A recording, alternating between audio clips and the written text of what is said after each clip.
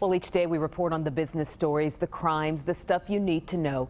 But it's the personal stories that mean so much to us, and we know to you. And one of those we'll never forget is the tragic yet inspiring story of Katy Hayes. This is Katy. Her husband made the agonizing choice to have her arms and legs amputated in order to save her from a flesh-eating infection 4 years ago. As if that's not hard enough, more grim news as Hayes awaits a double-arm transplant on the East Coast. Channel 8's Janet St. James has followed this family very closely for years and traveled to Boston for this exclusive update.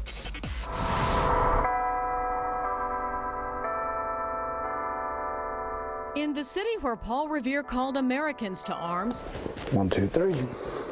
Katy Hayes awaits her call for arms. And it's like killing us, you know, because you know, I don't know when the call's going to come, and we're running out of money.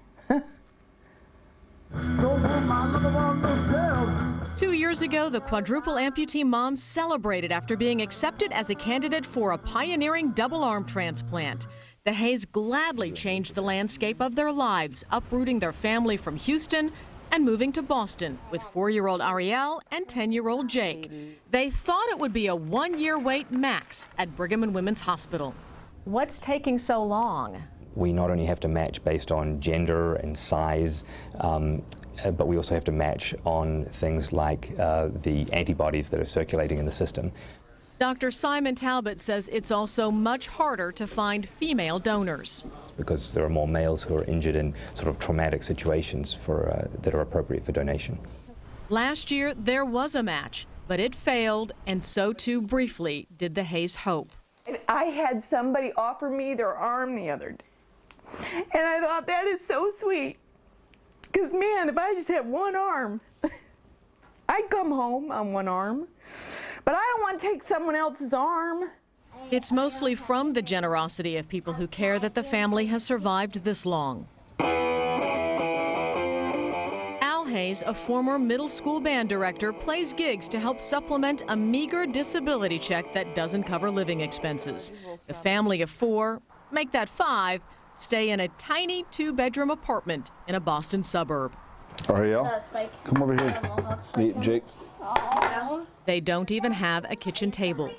Their home outside Houston has been robbed more than once. Donations are dwindling, putting the Hayes on the edge of financial ruin. We changed our vows till to the end of time. We didn't even say till death do we part. If I said that, am I not supposed to be willing to sacrifice everything? Come on. Son Jake, at first resentful of his mom's condition, has just one wish now. Because she's always disappointed that she doesn't have arms and legs and that she can't do anything. And I just want her to be happy. Any other colors? Blue. I use a lot of blue. To help relieve stress a few months ago, Al strapped a paintbrush onto his wife's right bicep. Probably do a sky, sunset. What happened next has transformed more than canvas. My self-esteem has been in the toilet since the arms loss. Who am I? What am I doing? Am I going to be a burden? And my husband can't even work because he has to take care of me.